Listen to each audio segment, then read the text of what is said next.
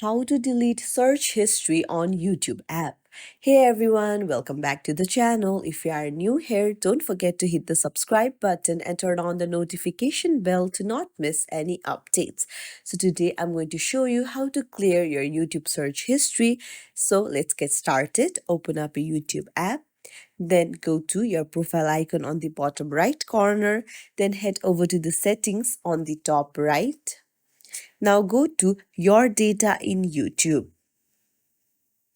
Now scroll down and then you can see YouTube search history. Now tap on manage your YouTube search history and then you can see the delete option right there. Tap on it. Now you can choose whether to delete today's search history, delete all type, or you can even tap on delete custom range and then choose the dates which you want to delete.